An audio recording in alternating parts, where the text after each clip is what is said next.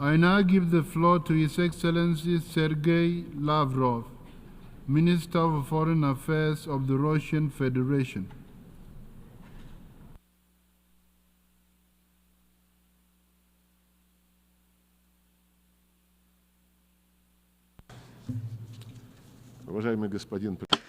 Distinguished Mr. President, ladies and gentlemen, a few days ago, within this building, the forum entitled The Summit of the Future took place. Russia showed understanding to the Secretary-General's idea to convene that summit, since the crisis of our organization is growing worse and something needs to be done about that. And we were involved honestly in the preparations for the summit, although quite frankly we didn't have any particular illusions about it. In the contemporary history of the UN, there have been many ambitious events that concluded with loud declarations that were quickly forgotten about. For example, in 2000, the Millennium Summit declared the task of freeing peoples from the scourge of war. Just 2 years after that, the USA, at the head of the Coalition of the Willing, under the laughable pretext, without a mandate from the UN Security Council, invaded Iraq, a country which has still not been able to recover from the destructive consequences of that escapade. In 2005, the UN World Summit declared a commitment to establishing a just peace in accordance with the principles and purposes of the UN Charter. This sacred obligation certainly didn't stop the USA and their allies from getting the then leader of Georgia, Mikhail Saakashvili, in 2008 to unleash an armed aggression against the people of South Ossetia and Russian peacekeepers. And a further 3 years after that, NATO organized the military intervention in Libya, destroying its statehood and undermining the stability of neighboring countries. In 2015, the UN Summit on Sustainable Development adopted grandiose plans to combat poverty and inequality, but they turned out to be empty promises in light of the reluctance of the countries of the West to refrain from their neo-colonial practices of mining the wealth of the entire world for their benefit. Just look at the statistics of the promises that were kept in terms of financing the development of the countries of the Global South and the transfer of environmentally friendly technologies. Just like Kofi Annan and Ban Ki-moon in the past, the current Secretary-General advanced his own initiative under the slogan of rebooting global cooperation. It's an excellent slogan. Who could be opposed to that? But what global cooperation can we really talk about at a time when the West has trampled all of these unshakable values of globalization that they've been telling us about for so many years from this rostrum, trying to convince us that they would ensure equal access for everyone to the goods of contemporary civilization? Where is the inviolability of property, the presumption of innocence, freedom of speech, access to information, fair competition on markets with understandable and unchanging rules? The Secretary-General is talking about global cooperation at the same time as the countries of the West have unleashed a veritable sanctions war against a good half, if not the majority, of states in the world. And the dollar, which was advertised to us as the heritage and good of all of humanity, has been grossly transformed into a weapon. For more than 60 years, there has been a trade blockade of Cuba, the cancellation of which the overwhelming majority of members of the international community are calling for. In the pursuit of the ever more ephemeral aim of preserving their domination, Washington is blocking the normal work of the World Trade Organization on dispute settlement and reform of the Bretton Woods institutions, the structures of which for a long time now have not reflected the real balance of forces in the global economy and finances. The West also wants to transform the UN into a tool for advancing its mercantile plans. As was shown by the Summit of the Future, there are more and more attempts to erode the intergovernmental nature of the organization. Long necessary changes in the staffing of the Secretariat are being held back. Key posts in the Secretariat are now essentially occupied and handed down to representatives of the Western minority. If the Secretary-General is calling for a reboot of global cooperation, then the Secretariat must advance unifying ideas and propose compromise options rather than coming up with excuses to introduce into the UN's work narratives that are beneficial to the West. Breathing new life into the UN, it's not too late to do that. But in order to do that, we can't have unrealistic summits and declarations. Rather, it must be done through rebuilding confidence and trust on the basis of the Charter principle of the sovereign equality of all member states. However, as long as confidence is being undermined, for the time being it is, and the actions of the West to create in circumvention of the UN narrow formats that are subordinate to it to resolve subsidiary fateful issues such as internet governance and artificial intelligence. But those problems affect the future of all of humanity, and they must be considered on a universal basis without discrimination or trying to achieve unilateral advantage. That is to say that there must be an honest negotiation involving all members of the UN, rather than the way that the so-called Pact of the Future was prepared for, without a single plenary round of negotiations that all countries would be involved in. But instead of that, the work was carried out under the control of Western manipulators. As a result, the pact, even before it was born, had already joined the pantheon of declarations that sound nice in English. Sad as it is, that is the fate of products of these world summits. However, things aren't any better when it comes to implementing Security Council resolutions, which are binding. The sabotage of decisions on the Kosovo settlement and the Dayton agreements on Bosnia and Herzegovina says a great deal. But the most glaring example continues to be spinning out over almost 80 years the consensus resolutions on the creation of an independent Palestinian state coexisting in peace and security with Israel. There can be no justification for acts of terrorism, which Israelis fell victim to on the 7th of October last year. But everyone who still has a sense of compassion is outraged by the fact that the October tragedy is being used for the mass collective punishment of the Palestinians in the form of an unprecedented humanitarian catastrophe. The killing of Palestinian civilians with American weapons must immediately be ended. It is important to ensure the delivery of humanitarian aid to the enclave, the reconstruction of infrastructure, and most importantly, it is important to guarantee the realization of the legitimate right of the Palestinians to self-determination and to allow them, not in words, but in deeds, as they say, on the ground, to create a contiguous and viable state within the 1967 borders with its capital in East Jerusalem. Another glaring example of terrorist methods as a means of achieving political aims is the inhumane attack on Lebanon that transformed civilian technology into a lethal weapon. There must be an immediate investigation into this crime, but already we cannot remain silent in the face of the many publications in the media, including in Europe and here in the United States, that indicate to varying degrees the involvement and at the very least awareness of Washington when it comes to the preparation of that terrorist attack. And we understand that the Americans always deny everything, and they do everything they can to hush up any facts that come to light, as they did in response to the irrefutable evidence of their implication in the terrorist attack on the Nord Stream gas pipeline. Those gas pipelines, incidentally, were a marvelous symbol of that selfsame global cooperation that our Secretary General dreams of.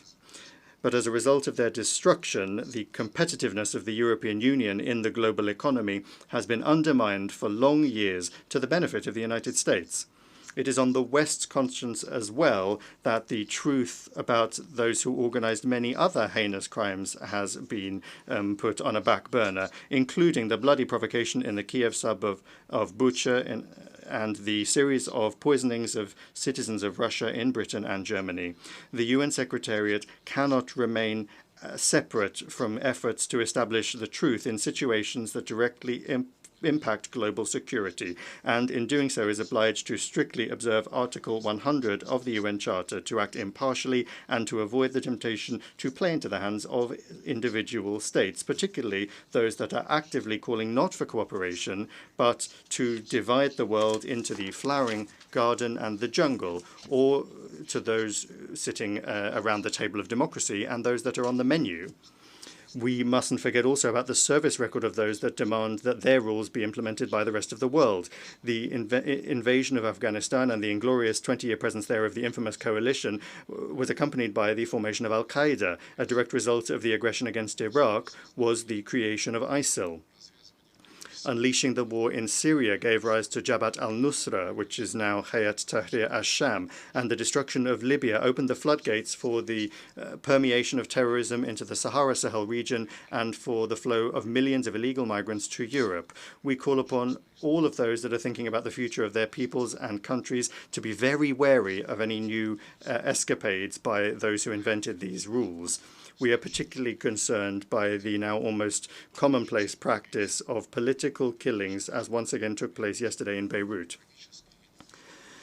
The tragic and unacceptable turn of events in the Arab-Israeli conflict in Yemen, in the Red Sea Basin, in the Gulf of Aden, Sudan, and other hotspots in Africa reflects an indisputable fact. Security can either be equal and indivisible for all, or it won't be for anyone. An understanding of what would seem to be a simple truth in the context of European security is something that Russia for years has been trying to impart to Washington, London, and Brussels, who are obsessed with their complexes of their own exceptionalism and impunity. Although they initially promised not to expand NATO, and in 1999 and in 2010 they signed in official documents of OSCE summits an obligation to not ensure their security at the expense of others. In fact, the North Atlantic Alliance for 3 decades has been carrying out the geopolitical and military expansion of NATO into Europe. It is trying to take root in the South Caucasus and Central Asia, creating direct threats to the security of our country. And now the same is happening in the Asia-Pacific region, where NATO infrastructure is creeping in and to contain or deter China and Russia. Narrow military political blocs are being created that undermine the inclusive security architecture under the ASEAN umbrella.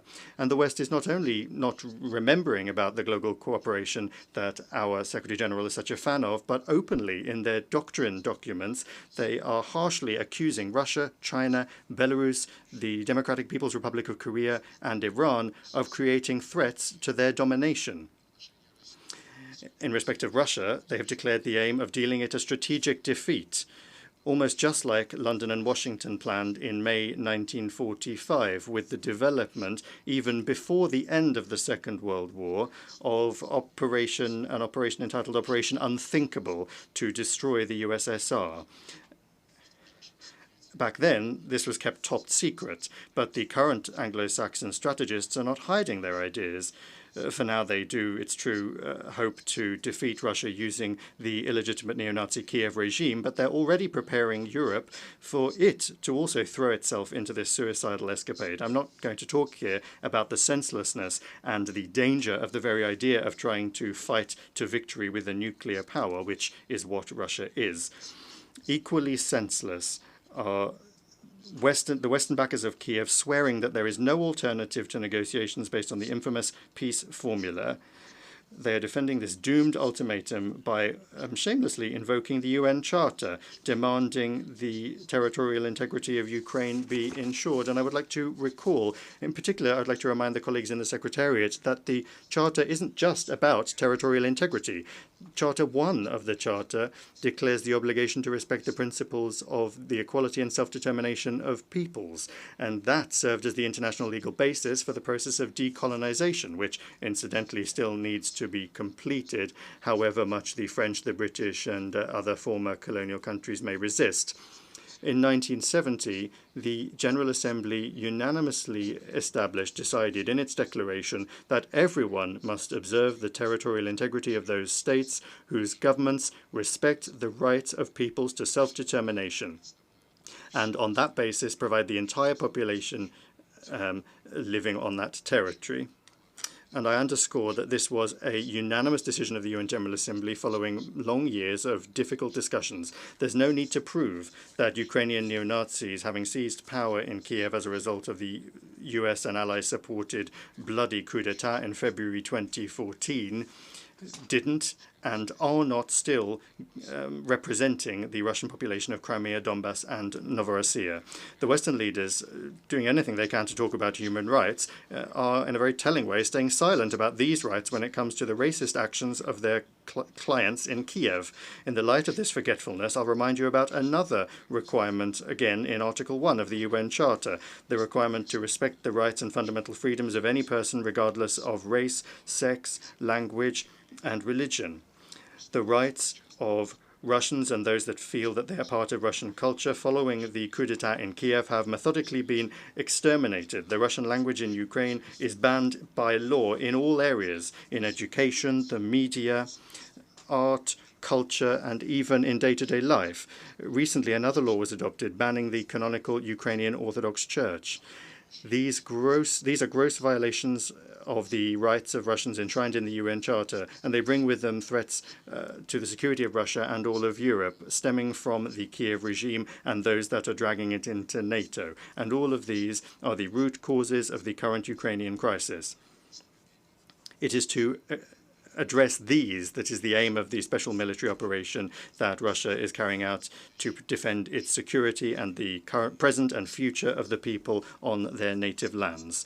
We value the sincere aim of a number of our partners to advance, out of the best interests, mediation initiatives. We value their constructive results focus. Unlike the hopeless Zelensky peace formula, we call upon our friends in their further efforts to take into account in full the facts that I have mentioned about the real reasons of this situation, the real causes of this situation. Unless they are addressed, a just UN Charter-based peace will not be possible.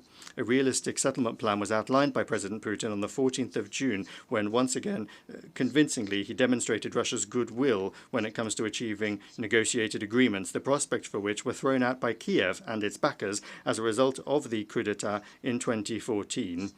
The disruption of the Minsk agreements in 2015 and the Istanbul agreements of 2022.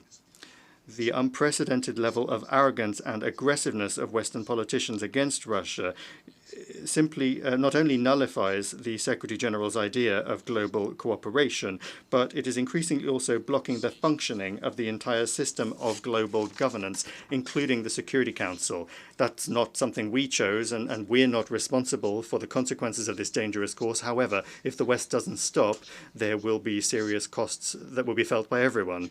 It is clear to the global majority that confrontation and hegemony will not resolve any global problem. They will only artificially hold back the objective process of the formation of a multipolar world order that will be based on the equal rights of large and small nations, that will respect the values of human identity, the equality of men and women, and the rights of peoples to determine their own fate. And incidentally, all of these are also quotes from the UN Charter, just like the principle of non-interference in the internal affairs of sovereign states as well. A confirmation of which, to the shame of the members of our organization, was blocked by the US and their satellites at that very same summit of the future when the pact was adopted. Speaking on the 18th of September before the participants in the 4th Eurasian Women's Forum in St. Petersburg, President Putin underscored the need for a pooling of efforts in the name of sustainable development and general universal, equal, and indivisible security. Addressing the most complex problems facing all of humanity is something we can only do together, taking into account one another's interests. The West must realize this and refrain from its neo-colonial ideas. The Global South and the East are more loudly speaking about their rights and their fully fledged participation in decision-making processes on the whole range of the international agenda, which is becoming particularly relevant in a situation in which the West is steadily destroying the model of globalization that they themselves created. The role of interstate associations in Asia, Africa, and Latin America is growing stronger, including the Shanghai Cooperation Organization, the African Union, the Community of Latin American and Caribbean Countries, the League of Arab States, the Eurasian Economic Union, the Association of Southeast Asian Nations, and others. The contacts between those regional integration structures are being established among themselves and also with the global association, the BRICS, which is creating opportunities for harmonizing approaches and agreeing on mechanisms for mutually beneficial cooperation and development that are not under the control of any negative external influence or diktats. All of these objective processes need to be taken into account in the work of the G20 as well, where the G7 is no longer able to pick the tune. We need to take a new look at ways of ensuring security in various regions, learning lessons from the sad experience of the functioning of the NATO-centric models, or the so-called model of Euro-Atlantic security that the West has used to serve their own expansionist ideas. Russia advanced the initiative of forming an inclusive architecture of equal and indivisible security in Eurasia, which, and I wish to underscore this, is open for all states and organizations on our shared continent. We stand ready to work together to find mutually acceptable solutions, the use of interlinkages and the natural competitive advantages of a single Eurasian space. This will be the subject of an international conference in Minsk that begins on the 31st of October this year. We are not stepping away from dialogue with the West. In July, upon the proposal of Russia, there was an open debate in the Security Council on the subject of building a more just, more sustainable world order. We believe it is important to begin the discussion that has begun in the UN as well as in other platforms. With a fairer world order undoubtedly requires the expansion of the representation of the Global South in the UN Security Council. We support our position in favor of the candidacies of Brazil and India, while at the same time taking a positive decision on the well-known initiatives of the African Union. However, of course, we cannot even talk about any additional seats for Western countries who are already excessively overrepresented within the Security Council. Distinguished ladies and gentlemen, May next year we will mark the 80th anniversary of the victory in the Second World War, during which the genocidal policy of the Third Reich killed tens of millions of people, including 27 million citizens of all of the peoples of the Soviet Union. These crimes do not have a statute of limitations, nor is any moral justification for those who are trying to whitewash Nazi executioners, collaborators, and their current adherents, be it in Ukraine, the Baltics, Canada, or in any other countries. Today, the world is facing extremely serious challenges that require a joining of forces rather than confrontation and a thirst for global domination. Russia will always stand on the side of collective work, on the side of truth and law, peace and cooperation, in the interests of giving rebirth to those ideals that were enshrined by the Founding Fathers. That is the aim of the Group of Friends in Defense of the UN Charter that was created upon the initiative of Venezuela. Its purposes and principles remain fully relevant. The most important thing is to make sure that absolutely everyone is guided by those principles, not selectively choosing from a menu, but rather in their entirety and as they are interlinked, including the principle of the sovereign equality of states. Then, working in favor of forming an honest balance of legitimate national interests, the legitimate national interests of all countries, we will be able to give life to the purpose of the UN that is enshrined in the Charter, to be a center for harmonizing the actions of nations. Thank you. I thank the Minister for Foreign Affairs of the Russian Federation.